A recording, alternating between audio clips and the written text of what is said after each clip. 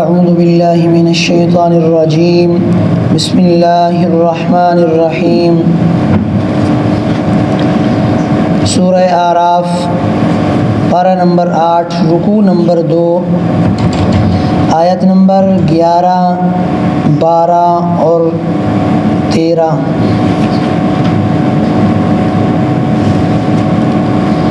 وَلَقَدْ خَلَقْنَاكُمْ ثُمَّ صَوَّرْنَاكُمْ ثُمَّ قُلْنَا لِلْمَلَائِكَةِ اسْجُدُوا لِآدَمَ فَسَجَدُوا إِلَّا إِبْلِيسَ لَمْ يَكُنْ مِنَ السَّاجِدِينَ قَالَ مَا مَنَعَكَ أَلَّا تَسْجُدَ إِذْ أَمَرْتُكَ قَالَ أَنَا خَيْرٌ مِّنْهُ خَلَقْتَنِي مِن نَّارٍ وَخَلَقْتَهُ مِن طِينٍ قَالَ فَاهْبِطْ مِنْهَا فَمَا يَكُونُ لَكَ أَن تَتَكَبَّرَ فِيهَا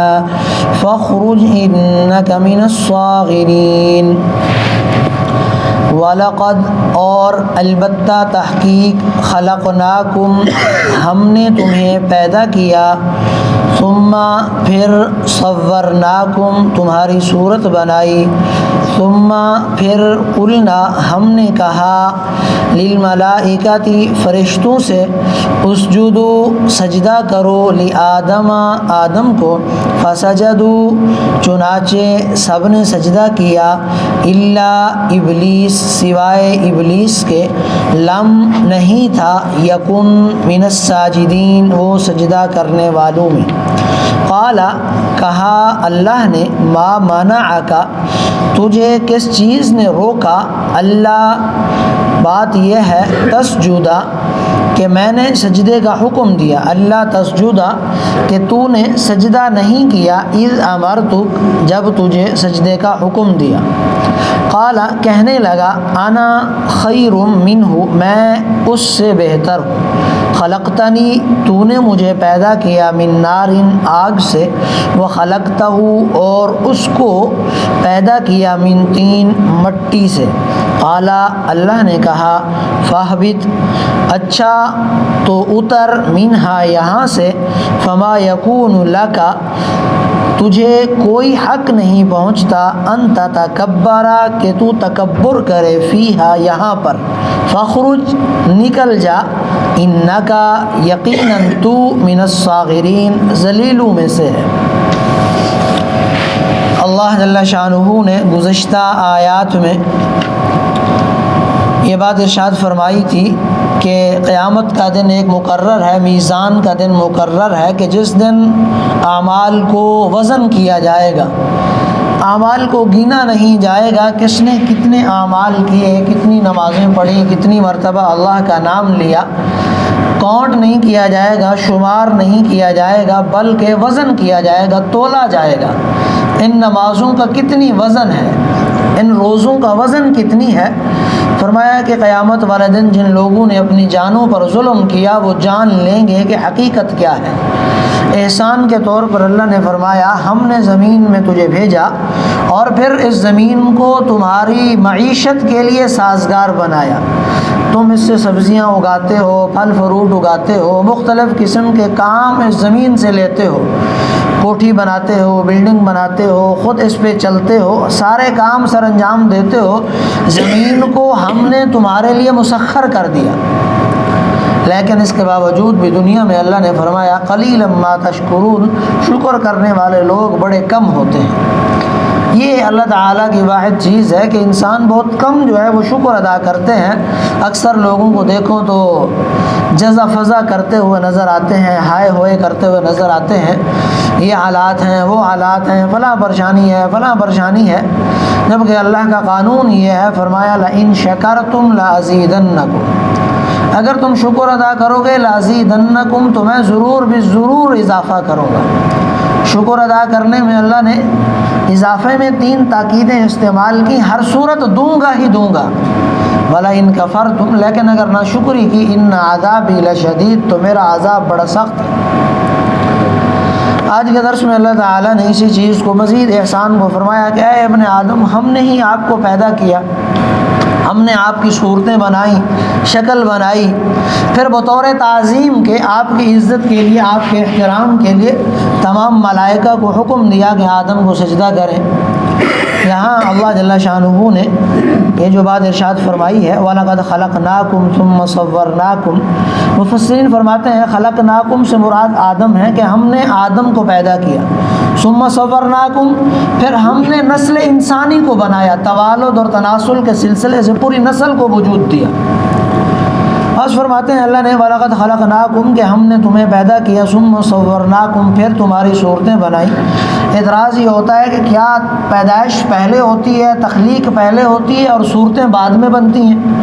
جبکہ حقیقت میں ایسا نہیں ہے، بلکہ تخلیق کے ساتھ ساتھ شکل و صورت بنتی ہے۔ جو ہی مادہ پانی کا نطفہ، منی کا قطرہ ماں کے پیٹ میں جاتا ہے تو اللہ تعالیٰ وہیں سے تخلیق بھی شروع کرتے ہیں اور فوراً ہی تخلیق میں ہی شکل و صورت تیار ہونا شروع ہو جاتی ہے۔ یہاں پر لفظ ثم جو ہے یہ ہمیشہ تاخیر کے لیے نہیں آتا، بلکہ بعض اوقات عطف کے لیے بھی آتا ہے کہ پہلے ہم نے پیدا کیا پھر تمہیں شکل و صورتیں بھی دیں۔ ہر انسان کی الگ الگ شکل و صورت ہے اور ہر انسان دوسرے سے مختلف ہے اور یہ اللہ کی نعمت ہے۔ ترجمہ دیکھ لیجئے وَلَقَدْ خَلَقْنَاكُمْ اور ہم نے تمہیں پیدا کیا، ثُمَّ صَوَّرْنَاكُمْ پھر تمہاری صورت بنائی، ثُمَّ قُلْنَا لِلْمَلَائِكَةِ اسْجُدُوا صورت بنانے کے بعد دنیا میں انسان آیا، بعض اعمال سے معزز ہوئے اور بعض اپنے اعمال کی وجہ سے ذلیل و خوار ہوئے۔ فرمایا ہم نے تمہاری تعظیم کے لیے پہلے ہی قدم اٹھا لیا تھا۔ ثُمَّ قُلْنَا لِلْمَلَائِكَةِ اسْجُدُوا لِآدَمَ پھر ہم نے فرشتوں سے کہا کہ آدم کو سجدہ کرو۔ یہ سجدہ تعظیمی تھا، عزت اور احترام کا سجدہ تھا۔ بعض مفسرین فرماتے ہیں کہ سجدہ عبادت صرف اور صرف اللہ کے لیے ہے۔ پہلی شریعتوں میں، بعض شریعتوں میں سجدہ تعظیمی کی اجازت تھی، لیکن ہماری شریعت میں تعظیم کے سجدے کی بھی اجازت نہیں ہے۔ بعض مفسرین فرماتے ہیں یہاں پر سجدہ عبادت ہی مراد ہے، اور آدم علیہ السلام کو جو سجدہ کیا گیا تھا وہ بطور قبلے کے موجود تھے۔ جیسے ہم قبلے کی طرف منہ کر کے نماز پڑھتے ہیں، سجدہ کرتے ہیں، تو آدم علیہ السلام بمنزلہ قبلے کے اس وقت موجود تھے اور حقیقت میں سجدہ اللہ کو ہی تھا۔ بعض فرماتے ہیں کہ سجدہ تو آدم کو تھا، لیکن آدم علیہ السلام کے دل کے اوپر اللہ نے اپنی تجلی ڈالی تھی، تو حقیقت میں سجدہ تجلی کو ہی تھا، لیکن آدم علیہ السلام وہاں پر موجود تھے۔ تو فرمایا ثم قلنا للملائکۃ اسجدوا لآدم پھر ہم نے حکم دیا ملائکہ کو کہ آدم کو سجدہ کرو، فسجدوا الا ابلیس تو چنانچہ سب نے سجدہ کیا سوائے ابلیس کے، لم یکن من الساجدین وہ سجدہ کرنے والوں میں شامل نہ ہوا۔ اس واقعے کی کچھ تفصیلیں جو ہیں وہ سورہ بقرہ کے اندر گزر چکی ہیں۔ یہاں پر بات یہ ہے کہ اللہ نے جب حکم دیا تو ابلیس نے سجدہ نہیں کیا۔ یہ پہلے بھی میں نے بتلا دیا تھا، یہ عربی زبان کی ایک اصطلاح ہے، مستثنیٰ منقطع، یعنی ابلیس فرشتوں میں تھا ہی نہیں شامل۔ بعض مفسرین فرماتے ہیں، امام شاہ ولی اللہ محدث دہلوی، کہ یہاں پر اللہ نے جو حکم دیا سجدہ کرو تو یہ مالائے اعلیٰ کے فرشتوں کو چھوڑ کر مالائے اسفل کے فرشتوں کو حکم تھا،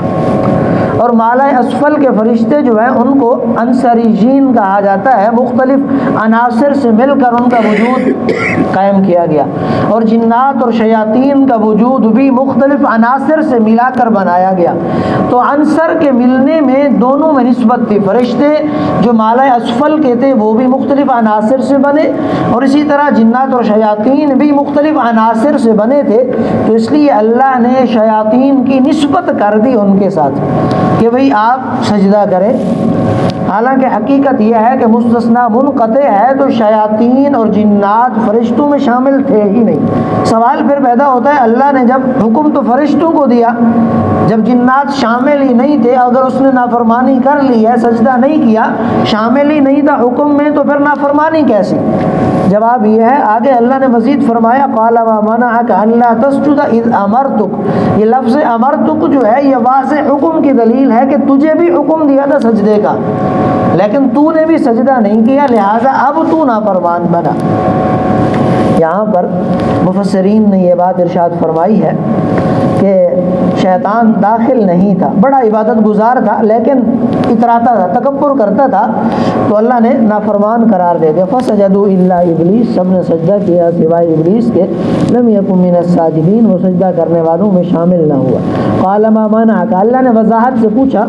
قال ما منعک الا تسجد، اللہ نے کہا جب میں نے تجھے حکم دیا اللہ تسجد اذ امرتک، تو تجھے کس چیز نے روکا کہ تو نے سجدہ نہیں کیا؟ قال کہنے لگا انا خیر من، میں اس سے بہتر ہوں، خلقتنی من نار، تو نے مجھے آگ سے پیدا کیا۔ آگ اوپر کی طرف جاتی ہے، ہمیشہ اونچائی کی طرف لپکتی ہے، آگ میں روشنی بڑی ہوتی ہے، حدت اور حرارت بڑی ہوتی ہے۔ وخلقتہ من طین، تو نے آدم کو مٹی سے بنایا۔ مٹی عمومی طور پر حقیر ہے، پاؤں کے نیچے ڈالی جاتی ہے، ہمیشہ پاؤں سے روندی جاتی ہے، لیکن حقیقت یہ ہے کہ مٹی آگ سے اعلیٰ ہے، اس لیے کہ مٹی میں علم اللہ نے رکھا، بردباری رکھی اور عاجزی رکھی۔ عاجزی مٹی کے اندر ہے اور آگ کے اندر چچورا پن ہے، تکبر ہے، حدت ہے، جو شیاطین کے اندر موجود تھی۔ قال، اللہ نے فرمایا فاہبط منہا، نافرمانی واضح کی، فرمایا اتر جا یہاں سے، فما یکون لک ان تتکبر، کیونکہ تجھے یہ حق نہیں پہنچتا کہ یہاں تو تکبر کرے۔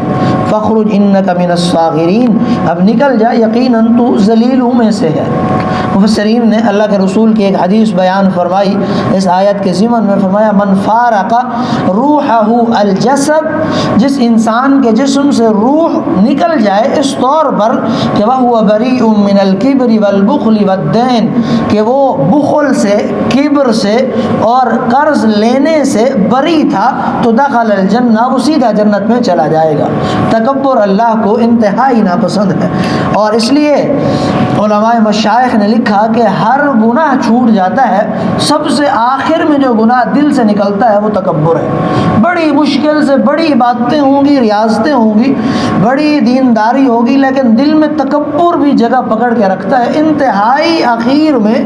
صوفیاء نے لکھا ہے سب سے آخر میں جس گناہ کی انسان میں اصلاح ہوتی ہے وہ تکبر ہے، سب سے آخر میں یہ انسان کے جسم سے نکلتا ہے۔ اللہ نے فرمایا الکبر ردائی، تکبر میری چادر ہے، یہ مجھے طاقتور لگتا ہے تو میں سزاوار ہوں تکبر کا۔ فمن نازعنی منی، جس نے مجھ سے اس کو چھینا، نازعتہ، میں اس سے اس کی چادر کو چھین لوں گا، اس کے کپڑوں کو چھین لوں گا، اس کو جہنم میں ڈال دوں گا۔ یہاں پر ایک بزرگ ہیں وہ فرماتے ہیں، تو ان کے مکتوبات میں لکھی ہوئی ہے یہ بات، خواجہ نظام الدین اولیاء کے خلفاء میں سے ہے، بظاہر تو وہ بات دیکھنے سے حدیث کی نہیں لگتی کہ وہ حدیث میں موجود ہے، لیکن ان کا قول ہے، انہوں نے فرمایا کہ اللہ کے ہاں عبادات میں عجز بڑا پسند ہے، عاجزی بڑی پسند ہے، تکبر اللہ کو کبھی محبوب نہیں رہا۔ انہوں نے لکھا ہے کہ تاریخی روایات سے ثابت ہوتا ہے کہ شیاطین نے اللہ کی عبادت 7 لاکھ سال کی تھی عبادت، اس کے باوجود بھی تکبر کی وجہ سے اللہ نے ذلیل کر دیا۔ اسی طرح بلعم بن باعورہ بنی اسرائیل کا بڑا عبادت گزار تھا، لیکن موسیٰ علیہ السلام کی خلاف اٹھنے کی وجہ سے اللہ نے کتے کی موت دی، اس کو پیاسا مرا۔ اسی طرح برسیہ بنی اسرائیل کا عبادت گزار تھا، 400 سال تک اللہ کی عبادت کی، اور مفسرین نے لکھا کہ 400 سال میں ایک بھی گناہ نہیں تھا اس کا، لیکن دل میں کبر پیدا ہوا، اللہ نے ابتلا میں ڈالا، مبتلا کیا، مصیبت میں ڈالا، تو اللہ نے ایمان چھین لیا، کفر کی حالت میں مرا۔ لہٰذا اس لیے علماء فرماتے ہیں اپنے ایمان کو بچا بچا کر موت تک لے جاؤ، بس اللہ کبھی مبتلا نہ کریں کسی مصیبت میں، ایسا نہ ہو کہ انسان اپنے ایمان کو کھو بیٹھے، اپنی حالت کو کھو بیٹھے۔ شیطان کی بظاہر عبادتیں بڑی، اور ہر آسمان پر اس کا الگ الگ نام تھا، ہر کسی پر عارف نام ہے، کسی پر عابد نام ہے، کسی پر اس کا نام زاہد ہے، اور خازن تھا جنت کا، خزانچی تھا اللہ تعالیٰ کا یہ۔ اس کے باوجود جو ہے جب اللہ نے حکم دیا نافرمانی کی تو قیامت تک کے لیے ذلیل شمار کر دیا گیا، اور اللہ نے فرمایا صرف تو جہنم میں نہیں جائے گا بلکہ تیری اتباع کرنے والے ہر بندے کو جہنم میں ڈال دو۔ دعا کریں کہ اللہ تعالیٰ ہم سب کو کبر و تکبر سے محفوظ فرمائے۔